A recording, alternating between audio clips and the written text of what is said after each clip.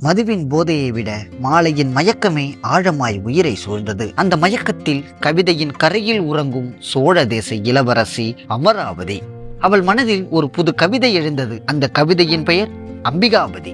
இப்படிப்பட்ட ஒரு வரலாற்று சிறப்பு பெற்ற காதல் காவியத்தை தான் இந்த வீடியோவில் பார்க்க போகிறோம். அதற்கு முன் அம்பிகாபதி, அமராவதி இவர்களுடைய காதலை பற்றி நீங்கள் என்ன நினைக்கிறீர்களோ அதை கமெண்டில் சொல்லுங்கள். கூடவே நம்ம சேனலை சப்ஸ்கிரைப் பண்ணிக்கோங்க. சரி, வாங்க வீடியோக்குள்ள போகலாம்.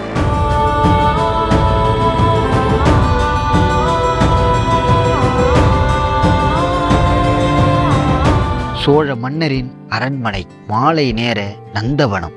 பணிப்பெண்கள் மலர்களை பறித்து கொண்டிருந்தார்கள். இளவரசி அமராவதியோ கம்பனின் கவிதைகளை உருக்கமான குரலில் படித்து மனதளவில் உருகியபடி உட்கார்ந்திருந்தாள். அவளுக்கு கம்பனின் வார்த்தைகள் மட்டும் போதவில்லை. அவனின் வாரிசான அம்பிகாபதியின் கவிதைகள், அவனது குரல், அவன் முகத்தில் உள்ள ஈர்ப்பு, இவையெல்லாம் ஒரு புதுவிதமான ஆசையை அவளுக்குள் விதைத்தன. அந்த நேரத்தில் அவளிடம் நேராக வந்து நின்றான் ஒரு இளமை மிகுந்த கவிஞன். அமராவதி, நீங்கள் தானா என்று கேட்ட அவனது தைரியம் அவளுக்கு பிடித்திருந்தது. நான் கவி சக்கரவர்த்தி கம்பனின் மகன் அம்பிகாபதி. தங்களது தந்தையின் பிறந்த நாளுக்காக நான் எழுதிய கவிதையை தங்கள் முன் படிக்க அனுமதி வேண்டும் என்று அவன் கேட்டான். அந்த தருணத்தில் காவலன் ஒருவன் விரைந்து வந்து அம்பிகாபதியிடம், ஆண்கள் இளவரசின் அறைக்குள் அனுமதிக்கப்பட மாட்டார்கள் என கூறி அமராவதி மற்றும் அம்பிகாபதியை இருவேறு அறையில் அமர வைத்தான். திரைமறைவில் அவன் கவிதை வாசிக்க அதனை கேட்ட அமராவதியின் மனதில் காதல் திரைக்கதையாக விரிந்தது.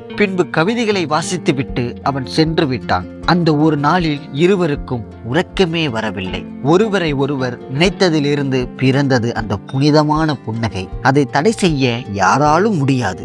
மறுநாள் ஒரு ரகசிய தோட்டத்தில் இளவரசி அம்பிகாபதியை சந்தித்தாள். அப்பொழுது அவனிடம் இளவரசி கூறினாள், நீங்கள் தான் நாளை மன்னரின் முன் கவிதைகளை வாசிக்க வேண்டும். அந்த கவிதை உங்களால் தான் பூரணமாகும். அதனை ஏற்ற அம்பிகாபதியும் மறுநாள் அரண்மனை விழாவிற்கு வந்தான். அங்கே மன்னரும் மகாராணியும் சிம்மாசனத்தில் அமர அம்பிகாபதி மேடை ஏறிய பொழுது அமராவதி தன்னிலை மறந்து கைகளை தட்டி வரவேற்றாள். இதனை பார்த்த மன்னரின் முகத்தில் புன்னகையே இல்லை.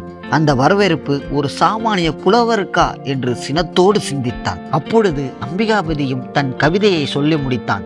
அதனை கேட்டதும் மன்னரின் முகம் மட்டும் மாற்றமடைந்தது. பின்னர் கம்பனை தனியாக அழைத்து பேசிய மன்னர், உங்கள் மகனின் கவிதை சிறந்தது.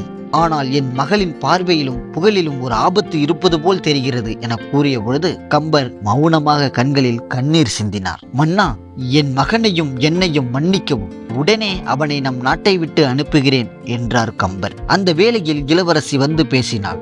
அற்புதம்!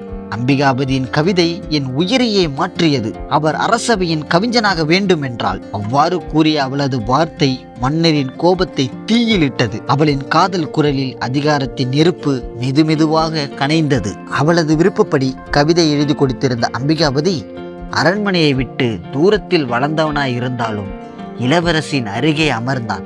அவள் சொற்களில் சுதந்திரம் இருந்தது.